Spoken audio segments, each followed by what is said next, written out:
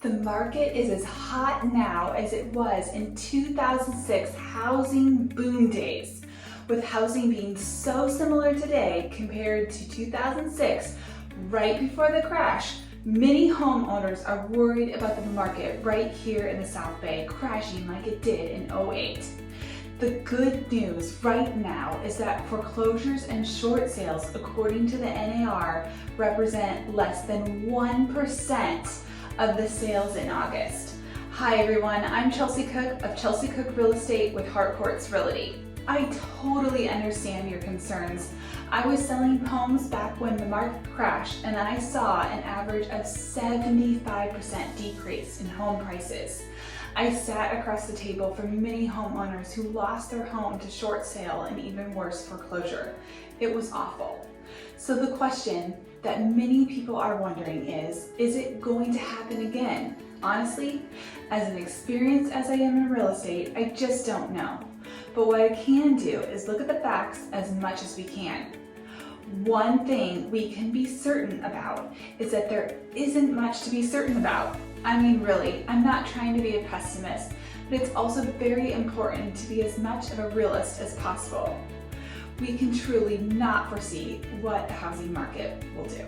One thing we are seeing and are certain of is that there are a lot of people still losing their jobs, and we are still seeing many restaurants and small businesses close down. So on a local level, it is a bit scary. We also don't know how long this pandemic is going to last and what the economic foresight will be on the economy as a whole or in the housing market.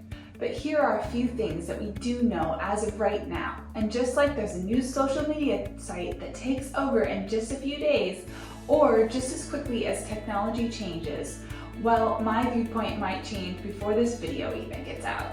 But as of right now, we are seeing locally here in Redondo Beach, California, 90277, and Torrance, California, 90505, is that homes are selling very quickly. The lower the price of home, the more offers and competitive we are seeing. For buyers, getting an offer accepted of $600,000 is very competitive because inventory is so low, which definitely makes it a seller's market. In my humble opinion, there are several reasons for this. One is that there are a lot of sellers holding off earlier this year due to uncertainty of what's happening in the world. Also, interest rates are at a record low, allowing more buyers to enter into the market. And also, given that we are in an election year, which is just right around the corner, historically housing tends to stay good during these times. So, with the market looking good, many people are asking if I feel it will continue to significantly go up.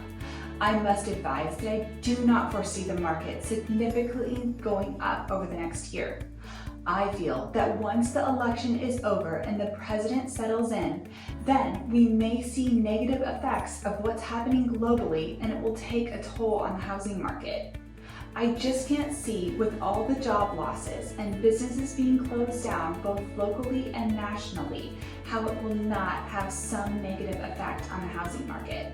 So, throughout the 17 years in this industry, when sellers in the past have come to me around this time and asked if I think it's a good idea to sell now, with the holidays around the corner, I've always recommended that if they can wait to list, it is probably better to try to list their home right after the holidays, but to have it all ready and set to go on January 11th.